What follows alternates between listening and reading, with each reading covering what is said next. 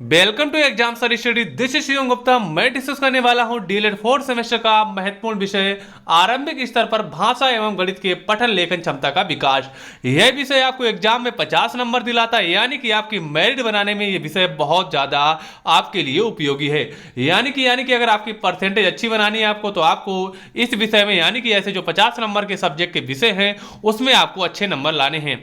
इस वीडियो में हमने उन्हीं क्वेश्चन को रखा है जो आपकी परीक्षा के लिए बहुत ज्यादा इंपॉर्टेंट है, इसलिए इस वीडियो को लास्ट तक अवश्य देखिएगा। और सारी वीडियो की जो पीडीएफ है हमारी टेलीग्राम ग्रुप एग्जाम स्टडी में आपको आज सारी पीडीएफ उपलब्ध करा दी जाएंगी। इसके अलावा हमारे जो पिछले वीडियो है उसकी प्लेलिस्ट भी आपको डिस्क्रिप्शन में उपलब्ध मिल जाएगी। ये वीडियो आपके फास्ट रिवीजन के तहत चलाया जा रहा है, यानी कि सारे सब्जेक्ट की वीडियो आपको फास्ट रिवीजन के तहत मिलेगी और सारी वीडियो आपकी परीक्षा के लिए बहुत उपयोगी होंगी।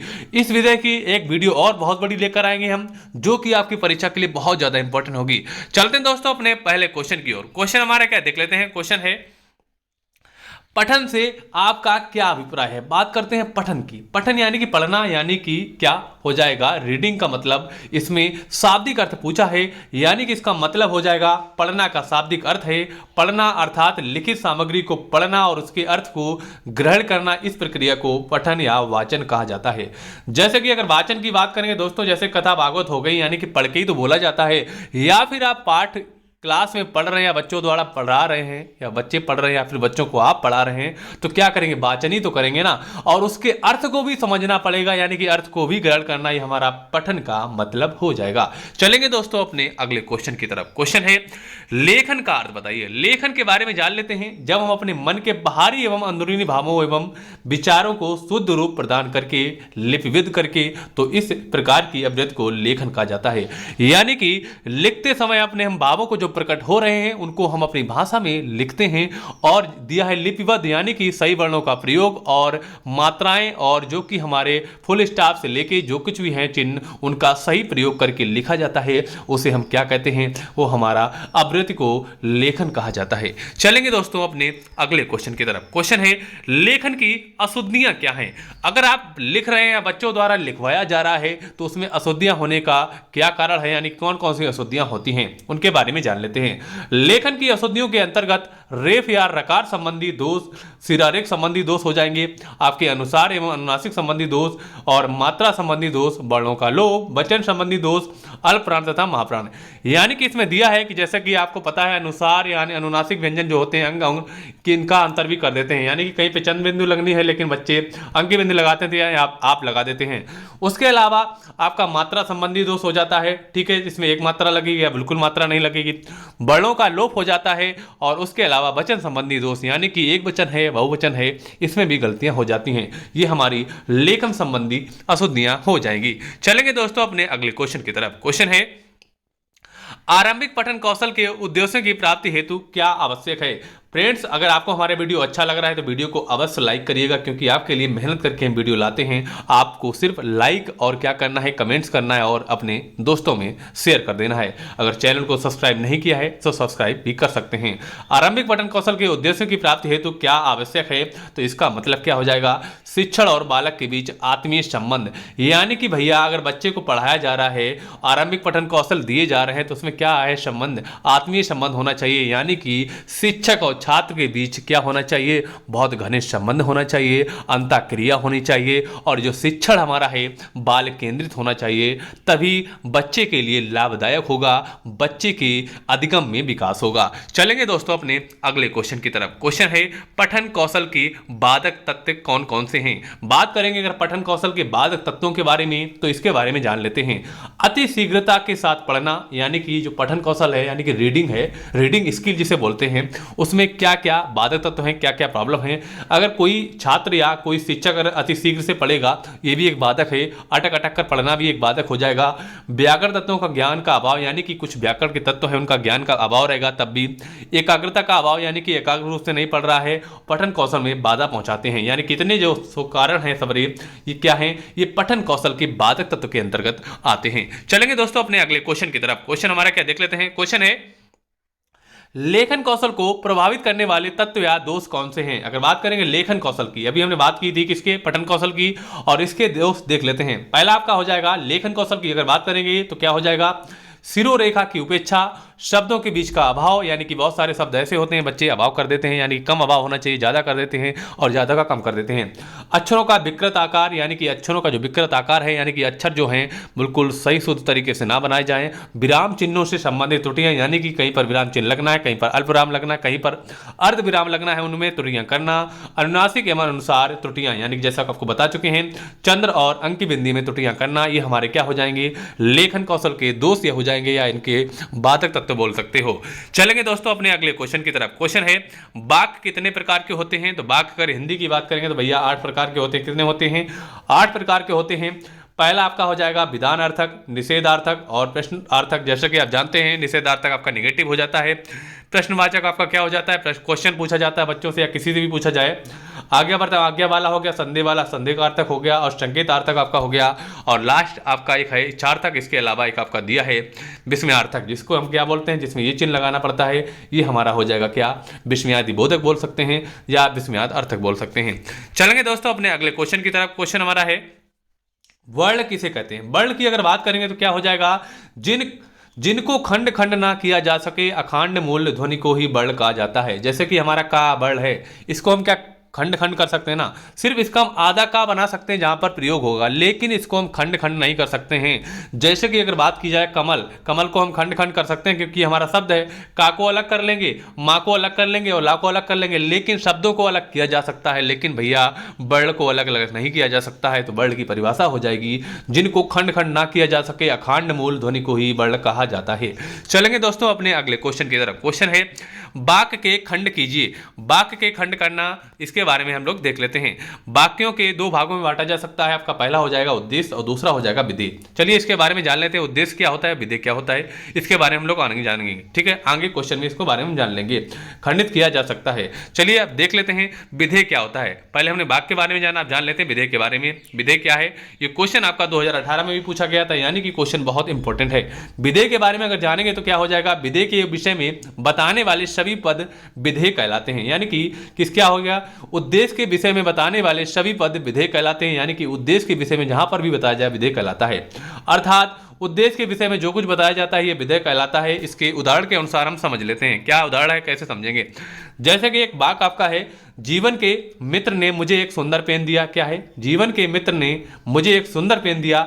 ऊपर के वाक्य में जीवन के मित्र ने उद्देश्य है। क्या है, जीवन के जो मित्र है भैया, ये आपका क्या है, ये हमारा जीवन के मित्र जो है क्या है, उद्देश्य है। और हमारा बाकी बचा क्या हो जाएगा, विधेय हो जाएगा। और क्या है, मुझे एक सुंदर पेन दिया, ये हमारा क्या हो जाएगा, ये हमारा हो जाएगा भैया, क्या हो जाएगा, विधेय हो जाएगा। ये हमारा है विधेय, ये है विधेय और ये हमारा है उद्देश्य। चलते हैं दोस्तों अपने अगले क्वेश्चन की तरफ। क्वेश्चन है, आज्ञावाचक वाक्य को समझाइए। बात करेंगे अगर आज्ञावाचक वाक्य के बारे में, चलिए इसके बारे में जान लेते हैं। जो वाक्य आज्ञा अथवा अनुमति का बोध करते हैं, यानी कि आज्ञा अथवा अनुमति का बोध कराते हैं, वो हमारे क्या कहलाते हैं, आज्ञावाचक वाक्य कहलाते हैं। जैसे कि बसंत तुम कक्षा से बाहर चले जाओ, क्या है, आज्ञा है। शिक्षक एक छात्र से बोल रहा है भैया कि बसंत तुम कक्षा से बाहर चले जाओ, ये आज्ञा हो जाएगी। अब आप बैठ सकते हो, ये क्या है, ये अनुमति है, ये अनुमति है। बच्चे से ने पूछा शिक्षक से, क्या मैं बैठ सकता हूं, शिक्षक ने कहा अब आप बैठ सकते हो, तो ये हमारी अनुमति हो जाएगी। चलेंगे दोस्तों अपने अगले क्वेश्चन की तरफ। क्वेश्चन है, वर्ण कितने प्रकार के होते हैं? अगर वर्ण की बात करेंगे तो आपको पता होना चाहिए कि वर्ण 2 प्रकार के होते हैं। एक आपका क्या होता है, स्वर, जिसे इंग्लिश में वॉवेल बोलते हैं, और व्यंजन यानी कॉन्सोनेंट। ये हमारे कितने 2 प्रकार के होते हैं। अब बात करेंगे ध्वनियों के बारे में। ध्वनियाँ क्या हैं, ध्वनि के बारे में जान लेते हैं। हिंदी भाषा में ध्वनि शब्द का सीमित है, हिंदी भाषा में ध्वनि शब्द का जो अर्थ है सीमित है। यहाँ ध्वनियों से हमारा तात्पर्य उन ध्वनियों से जिनका हम अपने मुख से उच्चारण करते हैं। यानी कि हम आपको पढ़ा रहे हैं, कुछ बातें बोल रहे हैं ना, यही हमारी ध्वनियाँ हैं। आप बच्चों को पढ़ाएंगे वही ध्वनियाँ हैं, बच्चे आपस में बात करेंगे वही ध्वनियाँ हैं, बच्चे किसी चीज़ को पढ़ेंगे तो वही ध्वनियाँ हैं। तो ये ध्वनियाँ की परिभाषा हो जाएगी। चलेंगे दोस्तों अपने अगले क्वेश्चन की तरफ। क्वेश्चन है, ध्वनि के प्रकार बताइए। ध्वनि के प्रकार स्पष्ट करने के लिए ध्वनि उत्पादक अवयवों का जानना आवश्यक है, जो निम्न है। यानी कि अगर ध्वनि को प्रकार बताएंगे, जैसे कि आपको पता है कंठ के अंतर्गत क्या होता है, पूरा का वर्ग शामिल होता है। ऐसे हमारा तालु होता है, मूर्धा, दंत, ओष्ठ, जीवा, ये हमारे कौन से व्यंजन है, ये हमारे व्यंजन के अंतर्गत आते हैं और ये हमारी ध्वनियों के प्रकार हो जाएंगे। चलिए जान लेते हैं बालाघात के बारे में। बालाघात क्या है इसके बारे में जान लेते हैं। डॉक्टर भोलानाथ तिवारी के शब्दों में बलाघात मूलतः शक्ति की वह मात्रा है जिससे ध्वनि अक्षर शब्द या वाक्य का उच्चारण किया जाता है और शक्ति आधिक्य के कारण ही उपेक्षातया अधिक बालाघात व्यक्ति ध्वनि अक्षर या शब्द आदि आसपास की अन्य ध्वनियों आदि से अधिक मुखर एवं शक्तिशाली होते हैं। आगे देख लेते हैं। अब बात करेंगे स्वराघात के बारे में। स्वराघात क्या होता है? सुर में उतार चढ़ाव। नंबर 1 क्या हो जाएगा? स्वराघात होता है सुर में उतार चढ़ाव होता रहता है। सुर उच्च मध्य तथा निम्न हो सकता है। वास्तव में स्वर से तात्पर्य स्वर तंत्रियों से उत्पन्न उस स्वर या आवाज से है। कभी नीची कभी ऊंची और कभी सम सुनाई पड़ती हैं तथा जो स्वर यंत्रियों पर तनाव हो जाएगा निर्भर होती हैं, क्योंकि उच्चारण के समय स्वर तंत्रियों में जब अधिक तनाव होता है तब उच्च स्वर तथा जब कम तनाव होता है तब निम्न स्वर निकलता है और मध्यम तनाव होता है यह तब सम मध्यम स्वर निकलता है और ये हमारा क्या हो जाएगा? इसकी परिभाषा हो जाएगी। ये थोड़ा गलत टाइप हुआ है, ये इसमें शामिल नहीं है। तो इसका मतलब क्या हो गया भैया? स्वराघात का मतलब इसमें साफ साफ आपको समझ में आ जा गया होगा। बात करते हैं प्रयत्न से क्या आशय है। बात करते हैं प्रयत्न के बारे में। ध्वनि के उच्चारण से होने वाले यत्न को प्रयत्न कहा जाता है। क्या है? ध्वनियों के उच्चारण में होने वाले यत्न को प्रयत्न कहा जाता है। यानी कि कोई बच्चा भैया ध्वनियों का उच्चारण कर रहा है, उसके द्वारा जो प्रयत्न किया गया वही क्या कहलाता है? यानी कि जो यत्न किया गया वही प्रयत्न कहलाता है। तो प्रयत्न और यत्न एक ही चीज है। चलते हैं नेक्स्ट क्वेश्चन पर। क्वेश्चन है संयुक्त व्यंजन लिखिए। संयुक्त व्यंजन की बात करेंगे, बहुत इजी है। यानी कि जब एक से एक अधिक व्यंजन एक साथ इकाई के रूप में आते हैं तब संयुक्त व्यंजन कहलाते हैं। जैसे कि आपका क्या हो जाएगा? छत, त्रज्ञा और ऋषि हो जाएगी, यानी कि ऋषि ऋषि हो जाएगी। ये आप देख सकते हैं, यानी कि ये 2 शब्दों से मिलकर बने होते हैं। ये भी 2 शब्दों से मिलकर बना है, आपका ये भी 2 शब्दों से मिलकर बना है, ये भी बना है, ये भी बना है। यानी कि ऐसे शब्द जो स्वयं में अकेले नहीं होते हैं, अन्य शब्दों से मिलकर बने होते हैं, वही हमारे संयुक्त व्यंजन कहलाते हैं। चलेंगे दोस्तों, देख लेते हैं नेक्स्ट क्वेश्चन को। क्वेश्चन है स्वर के भेद बताइए। स्वर के भेद चलिए देख लेते हैं। स्वर के 4 प्रकार के हैं। कौन सा है पहले देख लेते हैं। मुखाकृति के आधार पर, दूसरा है ओष्ठकृति के आधार पर, तीसरा है उच्चारण के आधार पर और चौथा है उच्चारण स्थान के आधार पर। ये क्या हो गए? स्वर के भेद हो गए। 4 होते हैं। कितने होते हैं? 4 होते हैं। अब जान लेते हैं हास्य स्वर के बारे में। हास्य स्वर क्या होता है? हास्य स्वर के बारे में जान लेते हैं। हिंदी भाषा में उच्चारण को शुद्ध रूप प्रदान करने में स्वरों का विशेष स्थान होता है। उच्चारणों में एक मात्रा का समय जहां होता है उसे हास्य स्वर कहते हैं। क्या कहते हैं? जहां पर एक मात्रा होती है वहां पर हास्य स्वर होता है। जैसे कि आप देख सकते हैं छोटा आ यानी कि एक मात्रा, छोटी ई और छोटू ऊ, ये सारे एक मात्रा के सब वर्ण हैं, तो इसे हम क्या कहते हैं? हास्य स्वर कहते हैं। चलिए दोस्तों देख लेते हैं अनुनासिक स्वर के बारे में जान लेते हैं। इन स्वरों के उच्चारण में ध्वनि मुख के साथ साथ नासिका द्वारा भी बाहर निकलती है।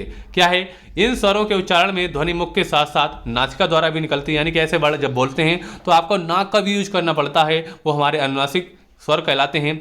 इसके लिए चंद्र बिंदु का प्रयोग किया जाता है। कहीं कहीं पर सुविधा के लिए स्थान भाव के कारण चंद्र बिंदु के स्थान पर अंक का बिंदु लगा लेते हैं, यानी कि अंक की बिंदु लगा लेते हैं, अंक बिंदु का भी लगा दिया जाता है।